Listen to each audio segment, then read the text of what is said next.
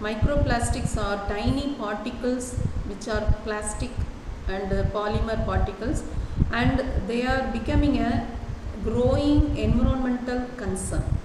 They are found everywhere without exception, even in the air we breathe.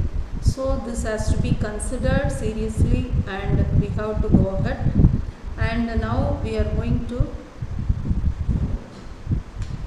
discuss about some sources of microplastics. Where are the microplastics coming from? How they are produced, like that. Then what are all the effects it causes on the environment as well as in the human health, and several ways to detect microplastics which are present in the environment as well as in the human body or in the water and wastewater everywhere. Then some removal techniques which are being studied by various researchers in these days because of its importance, and we will see some of the techniques also. If you take microplastics, these are tiny particles of synthetic polymers and plastics which has a size between 1 nanometer and 5 millimeter in their longest dimension. These microplastics, as we know, it is not at all biodegradable. It can accumulate and persist in the environment for any number of years, many number of years. So these pollutes everywhere, fresh water, oceans, land as well as air. So these microplastics are being detected in various aquatic species in their body and in drinking water, food products, and even in the human tissues. Microplastics contaminate our food such as salt, honey, tea bags, seafood, beverages by entering into our human diet. Through our human diet it enters into our body, and it is found in organs and linked to health issues. It causes various health issues like oxidative stress and gut disruption and even to cancer, like that. So the lower level of hydrophobicity, it contains lower level of hydrophobicity and negative charges of the surface, which increases absorption. So it can absorb various pollutants and various heavy metals, everything in their surface, and it can cause seriously it can affect the environment. Small size microparticles absorb more easily than larger size microparticles in living creatures.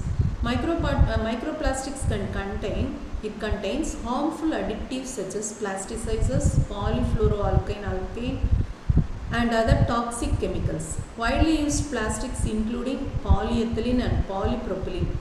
These releases hazardous substances. So they are also releasing some hazardous substances which are hazardous to the environment and human health.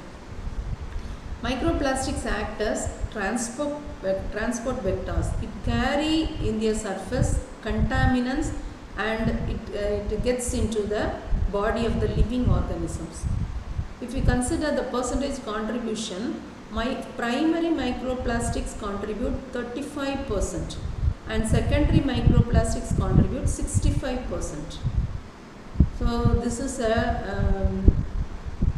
diagram showing the types of microplastics and how they are generated and what are all the sources, examples of the sources. So microplastics are divided into primary microplastics, in which type A and type B are available, and secondary microplastics. Primary microplastic type A are manufactured in small sizes, various personal care products, and some other products which we are directly using in our everyday life, and it is released into the environment through wastewater everywhere. So if we take the examples, microbeads in face wash, scrubs, toothpaste, and plastic pellets, synthetic fibers, microfibers in industrial abrasives. Then type B is also manufactured, but it is applied in various other applications like paints, coatings, road markings, etc., and it is released into the environment through rain, etc. So microplastics in paints and coatings and marking, road marking particles, and also some industrial plastic powders which are used for the manufacturing of the plastics. Secondary microplastics are larger microplastics which are going through some processes like ultraviolet radiation, bacterial action, and weathering action due to wind, waves, temperature, everything. So it goes through these processes and it is broken down into smaller pieces and very small pieces less than 5 mm. So these are formed from plastic bags, bottles, packaging, fishing gear, etc. So this pictures shows the various primary microplastics like personal care products, vehicle tires, paint, and some agricultural practices, plastic pellets, then waste from water transport, synthetic dresses, plastic manufacture like bottles, water bottles, everything. So these are the primary sources of microplastics. The environmental fate of microplastics, where they are accumulated and how they are distributed. First point is their distribution and accumulation. Globally, it is present in oceans and tap water, agricultural soils, and even Arctic snow. Where it is sinking and settling. It is sinking under the deep sea sediment hotspots, and also it is floating on the water surface. Then soil degradation, it is causing the change of soil structure, and also it is changing the water retention properties of the soil. So it takes a large time to break down. Unless the other nutrients in the soil, it takes long time, so it is altering the soil structure. Then transport, how and all it is transported or transferred to some other places is through atmospheric drift. The wind currents can carry the lightweight synthetic fibers across continents. Then from wastewater, it is finding its source from the synthetic clothes, washing synthetic clothes, and it is passing through the municipal filtration systems and wastewater systems. Then after treatment of the wastewater, it is again found in the treated water or the effluent. Then rainwater runoff, rain also washes away all the plastic particles found in the roads, and it is carried out into the freshwater rivers and ponds. Then ecological risk and health risk. It is microplastics act as chemical sponges. So it absorbs toxic pollutants from the surrounding water or soil, and it is transferred to the organisms. Then physical harm. Physically, it is causing ingestion. Through ingestion, it causes internal blockages, organ damage in marine and terrestrial wildlife. And human exposure of microplastics is through food, water, and anything we are taking inside, and it is found in our blood as well as in various tissues. So these are some of the ways how the plastics are moving, and it is transported and it is taken into our food. It is coming into our food items. So through water bodies, and the water is applied to the soil, and also it is filled in the drinking water. Then various plastic care products, they are taken to the water bodies. Then water is also ingested by sea animals, and if we take the sea animals as our food, it comes into our body, and also through our various leaves and chicken or any other animals or fruits everywhere. So the packaging materials are also made of plastics, and hence mostly the food we use contains some or more quantities of the microplastics. So what health problems these are causing? They cause liver toxicity. They can affect our liver, digestive systems, and also reproduction systems, and it causes immunal problems, and the cancer risk also it can cause in some vulnerable human. Impact of microplastics in water. Aquatic organisms ingest microplastics. They mistake them for food and they take in the microplastics. So it causes intestinal blockage and the feeding gets reduced. Then their growth also get impact and then it causes reproductive disorders. Microplastic absorb toxic pollutants such as heavy metals, polycyclic aromatic hydrocarbons, polychlorinated biphenyls and increases their toxicity. And the pollutants also have the property of bioaccumulation in the aquatic food chain. So in the fish it is bioaccumulating, it causes bioaccumulation. The effect is increased inside the body of the fish, and if it is taken by the human, it also finally enters the human body. Then the coral reefs and sediments are also present inside the deep sea, and they are considered as the reservoir for containing and accumulating the microplastics. And the impact of microplastics in soil, how these microplastics affects the nature of soil and the fertility of the soil. So it affects the soil structure, porosity, water retention properties, and also the nutrient cycling. It also affects the fertility by affecting the microbial diversity. See, the earthworms and various small animals are present inside the soil, which causes the nutrient cycling. These microplastics are affecting the microbial diversity, and some will be taking inside and may be dead. So it is it is affecting the microbial diversity, and also like earthworms, and if they ingest the microplastics, these will lead to the gut damage and also thereby reducing their reproduction. So these microplastic can transport heavy metals and persistent organic pollutants into the soil and plants.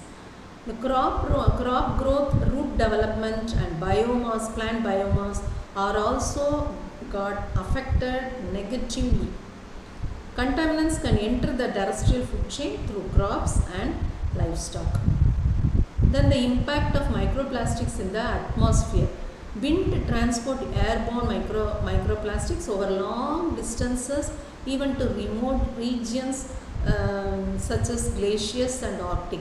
These places may be inaccessible for the people, but these microplastics are traveling such a long distance and reaches the glaciers also. Atmospheric deposition like rain, snow, dust, these are also carrying the microplastics to various parts of the world. Humans are also exposed primarily through inhalation. If we inhale, it is going directly into our lungs and it causes some lung problems also. It is estimated that a person takes in about 3,200 microplastics per day through inhalation. So an adult takes small particles, many thousands of particles every day by our respiration, inhalation. Atmospheric microplastic contribute to contamination of both water and soil also, because it is carrying away all the microplastics and depositing on the surfaces of buildings or trees everywhere. Then the rainwater will carry away it and it deposits in the soil. So these are some of the human exposure routes, how they are taken inside. So this is pictorially shown. We have already discussed. So through ingestion through our food packages, plastic juice bottles or some ice cream cups or tea cups, everywhere plastic. So this may enter into our food also, and also water, plastic water bottles, plastic tumblers, everywhere. Then through inhalation from the air, breathing directly enters our lungs. Then dermal contact, if we touch the microplastics products, various products which contain plastics, it may also go inside our skins. Then again human exposure is explained here. Some list are also given. Microplastic ingestion and food contamination. How these microplastics get ingested and how it contaminates our food. Humans consume microplastic mainly through contaminated food and drinks like shellfish, salt, sugar, honey and bottled water. Some studies from the American average show that Americans average ingest 39,000 to 52,000 particles annually in their food, and Europeans around 11,000, mainly through the shellfish. Inhalation of airborne microplastics. So through the air, how much it is entering, how it is entering through tire wear, synthetic textiles, urban dust. So this is estimated to be to 26 to 272 particles daily through the inhalation. Then smaller particles, less dense particles also can penetrate deep inside our lungs. So every day if we are breathing, it will accumulate and will cause some lung disorders. Then causing inflammation and also some potential systemic effects like asthma and some breathing problems. Dermal exposure and skin penetration. So these can also enter into our skin through wounds, hair follicles and also sweat glands. So if the size is less than 100 nanometer, it can enter into our skin, through our skin also. Then ultraviolet damage and cosmetic ingredients can increase skin permeability to nanoparticles. So what are all the health risks posed by these microplastics? What are all the problems it is causing in our body?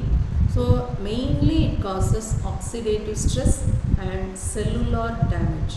So since microplastics induce ROS production, so it causes the production of ROS. This will lead to lipid peroxidation, mitochondrial dysfunction and apoptosis in various tissues. So it affects our cells and it may damage our cells. Then immunotoxicity and immune system impact. Microplastics can impair immune responses. So it causes systemic inflammation and also it can alter our immune cell functions. And studies shows that increased enzyme activity, immune suppression and oxidative damage is caused in aquatic and mammalian models. So these are the results of the studies. Then again some other human risks: genotoxicity and carcinogenic potential. Microplastics can cause damage to DNA through direct contact and ROS generation, increasing mutation and cancer risks of the cells. Neurotoxicity and brain effects. Microplastics can cross the blood-brain barrier, causing neuroinflammation, oxidative stress and neuronal damage. Reproductive toxicity. Microplastics also affect our reproductive systems by inducing oxidative stress, hormonal disruption and tissue damage in ovaries and testes. So and here in this slide, some of the detection technologies are shown. Nowadays people go through various researches in finding out the techniques, in finding out the availability of or presence of the microplastics in our food or water everywhere. So these are some of the methods adopted by various researchers and it is found in the research papers or journals. Spectroscopic methods. The techniques included are Fourier transform, infrared spectroscopy FTIR, Raman spectroscopy, fluorescence spectroscopy. Then microscopic imaging, SEM images, stereo microscopy. Then mass spectrometry, destructive. So this is through pyrolysis, gas chromatography, mass spectrometry, then liquid chromatography and matrix assisted laser desorption, ionization and time of flight. So these are all some of the chromatographical methods through which we can identify the presence of microplastics. Then cytometric flow cytometry is adopted. Then AI learning and machine learning assisted techniques are plastic net, hybrid human computer models. Then portable field based. This can be portable, we can take it everywhere and find out the availability of the microplastics or detect the microplastics. They are handheld FTIR, Raman and also fluorescence sensors. And anyhow the studies are carried out, but there are some challenges in this detection. In the FTIR method, water interference is one of the challenge, and if the substances, if the particles are less than 20 micrometer, it is hard to detect. And also non-transparent particles are also, it is hard to detect. And in Raman spectroscopy, fluorescence interference is a problem, and also long time is required. Then automated mapping in development. In electrochemical methods, the size range is a restricted problem. Then complex in fabrication. These methods are the machineries or equipments are complex in fabrication, and also operation is also intricate. So some common issues are high cost, skilled operators are necessary, and matrix interference, complex data processing and poor recovery. Then some regulatory and policy developments are also available. Environmental concerns are driving stronger regulations on detection and removal and avoiding these microplastics. So standardized detection methods are also needed more and more for reliable monitoring. Governments are taking steps and developing rules to control microplastic pollution. The long-term health studies are also undertaken to study the effects of microplastics on human and other animals and also plants and trees. Public awareness and sustainable packaging can help to reduce these microplastic exposure. Here are some removal techniques by which these are also under research.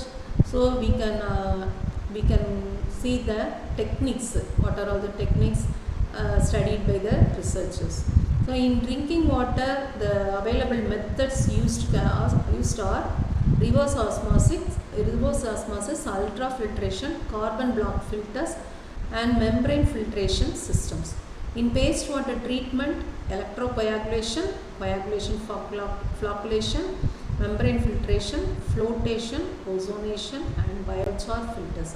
In this coagulation flocculation, the small particles of microplastics are converted to large size particles through flocculation, and then it can be settled down, because after flocculation it becomes a large size flocks, so it is heavy and it can be settled down. Then in food samples also some researches are undertaken. The methods used are photocatalysis and ozonation methods. In aquatic systems, in lab, sol gel agglomeration, this is a study, and also magnetic separation and flotation methods are also studied. So industrial wastewater, also same as wastewater treatment systems, and also here bioreactors can also be adopted. And eco-friendly sustainable methods are biodegradation, bioreactors, biochar filters, bioremediation. All these are carried out through bioorganisms, microorganisms or bacteria or any other type of fungus like that. So these some microorganisms are fond of these microplastics, so they are able to assimilate those microplastics. They take in and assimilate, and it is making our environment free from these microplastics. But these methods may be very slow in operation.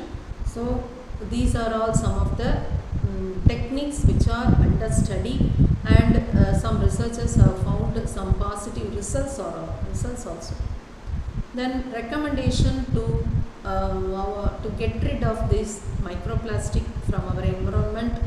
So encourage the people to use reusable containers, cloth bags and other eco-friendly alternatives.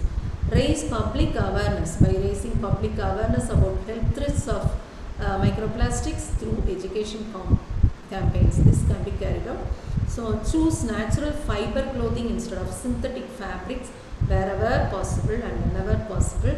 Reduce the consumption of highly processed and plastic packaged foods. These are very causing serious effects in the health. And we can promote the use of certified water filters to reduce microplastic exposure. And we can organize community workshops to share practical ways to reduce plastic use. Then we can encourage the industries to replace single-use plastics with sustainable alternatives.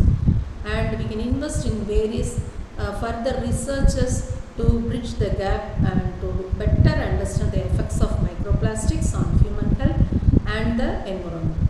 And we can develop improved waste management systems with advanced technologies to capture microplastics before they reach rivers and oceans. And we can support the development and use of biodegradable and environmentally friendly materials in place of microplastics. How to reduce microplastics in our food? And we can avoid hot drinks in plastic cups or plastic tea bags. Instead, we can use ceramic mugs or loose leaf tea. Then we can avoid also disposable plastic bottles, and instead we can use filtered water in reusable glass or metal bottle. Similarly, cooking rice or dal, we can wash it thoroughly before using it to remove any contaminants. Seafood also, we can choose raw seafoods, wild caught fish instead of breaded or pre-cooked options. Then we can avoid heating, freezing food in plastic, and we can prepare the food in our home, and we can use glass containers and non-plastic cutting boards. These are some of the tips how to avoid the microplastic from entering into our food. Thank you. These are some of the references.